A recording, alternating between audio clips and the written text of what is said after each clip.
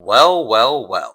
I think it's fair to say that the last handful of years have been rough over at Lucasfilm ever since the Mouse Corporation absorbed it into the mountain of IP under its thumb, due in no small part to the person appointed to be its CEO when George Lucas finally gave up the reins, Kathleen Kennedy. You may know her for her contributions to all-time movie classics like E.T., Jurassic Park, Signs, Hook, The Sixth Sense, Poltergeist, Schindler's List, The Goonies, Raiders of the Lost Ark, and more. Or you may know her for nuking the most popular franchise of all time.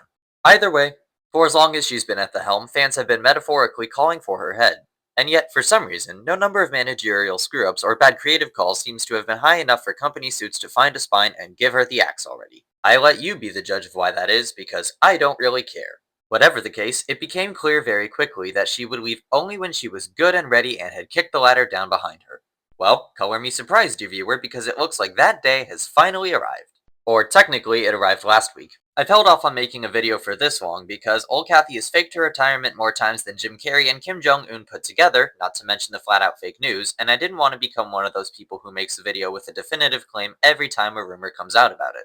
But here we are in January of 26, and it's official. Kathleen Kennedy has resigned as CEO of Lucasfilm. I could wax lyrical about what a relief it is and review the monumental mishaps of media mismanagement during her tenure, but everybody and their grandma has already done that. At some point, it just becomes negativity grifting. Who wants that? Besides, there's still the big picture to think about, and with that in mind, I only see one real question left. What happens next?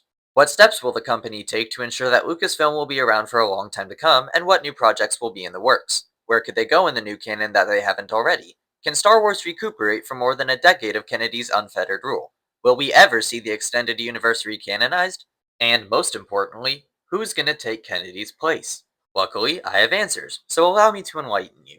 I'll start with the obvious, Kennedy's replacement. I mean, not that she left particularly big shoes to fill, but they need wearing all the same. Enter Lin-Manuel Brennan and, Dave Filoni. Oh, you gotta be kidding me. This guy? Really?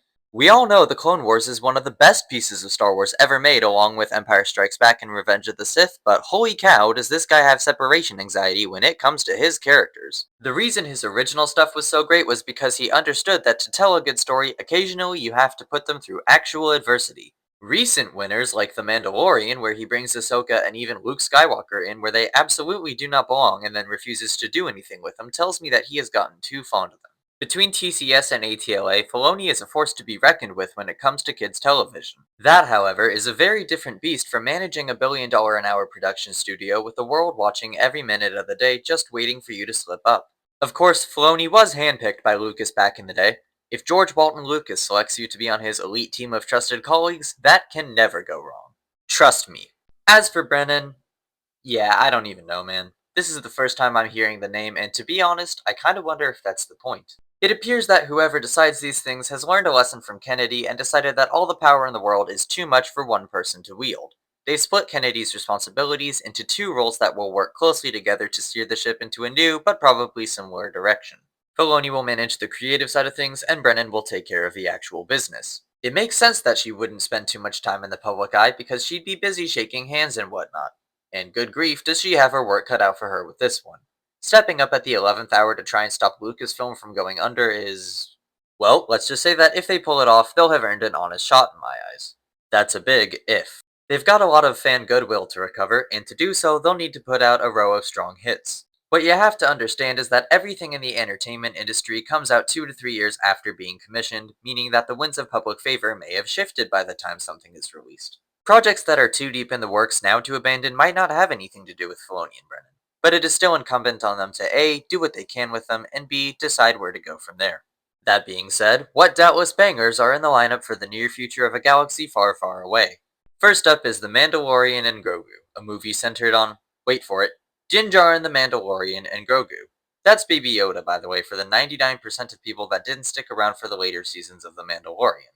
Premiering on May 22nd of 2026, this movie is going to be a standalone that doesn't affect the TV series.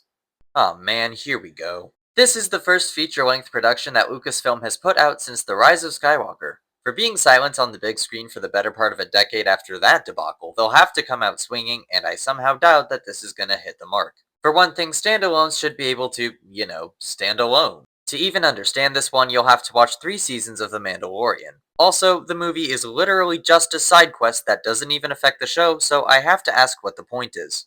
Could be an episode script of The Mandalorian that ballooned, or a platform to launch another character, or a stylized commercial for Disney Plus, or all of them, or something else entirely. Whatever. The Mandalorian and Grogu is still going to have a hard time drawing audiences. Best case scenario, it's a surprise smash that undoes some of the damage and earns back some fan faith.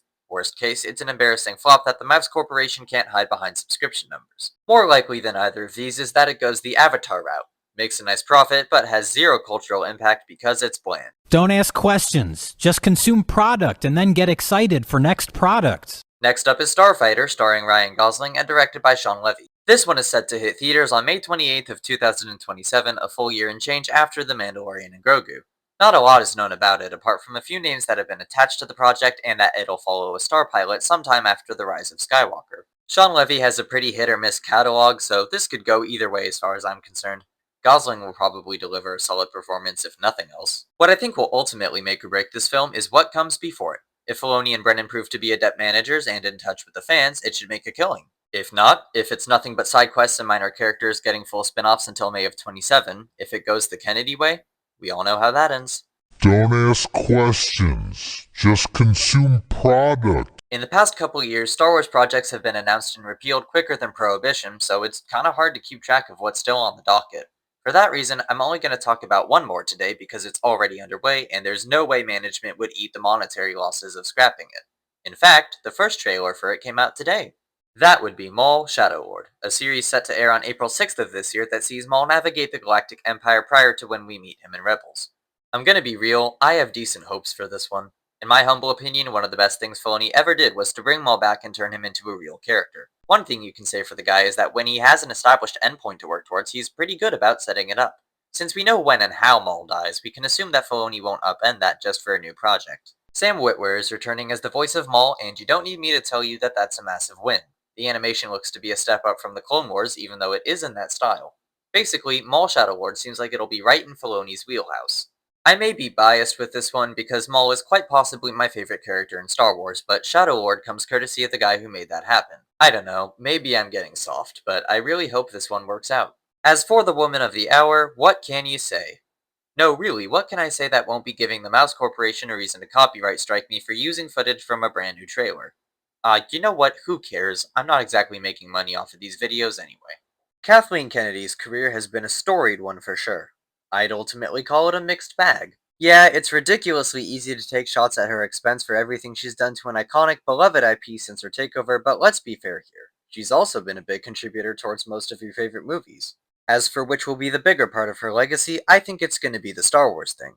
Nobody cares how you start. It's how you finish that matters, and Kennedy chose not to supernova just herself, but an entire fictional universe with her. And the thing is, when you look at her history, it probably shouldn't have gotten as far as it did.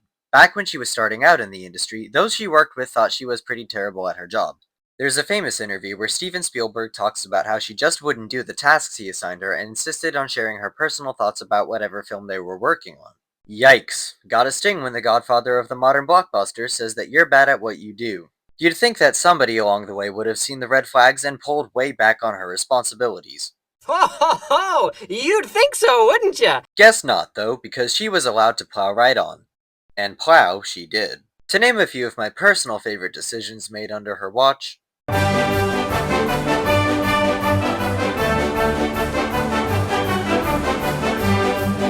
if nothing else, of which there is precious little, you have to admire the dogmatic, stubborn refusal to give up the fight even when all the chips were down. Sure, her plans for getting out of the ditch just landed her deeper in it, and sure, the brand may literally never recover. But the will itself is impressive. And now that she's out the door, we can only speculate on what goes on behind them in her absence. So on behalf of the entire fanbase, so long, President Kennedy, I hope it was worth it. Put together everything I've gone over today, and I don't know what it adds up to. I really don't. At the moment, I'm cautiously optimistic. Dave Filoni has delivered grade A stuff in the past, but also a few duds, and for all I know, Lin-Manuel Brennan could be a positive or a negative. What I can say is that they've got zero intention of slowing the train anytime soon. With all the news and the rumors and the history of flop after flop, I don't think I'm alone in saying that this franchise desperately needs a win, and I hope, I really do, that Maul Shadow Lord will be just what the doc ordered. Only time will tell. Point of all this being, I totally did not make a joke about Kim Jong-un faking his death to expose traitors in his cabinet because I would never ever dream of disrespecting the holder of 50 nuclear warheads. All hail the Supreme Leader.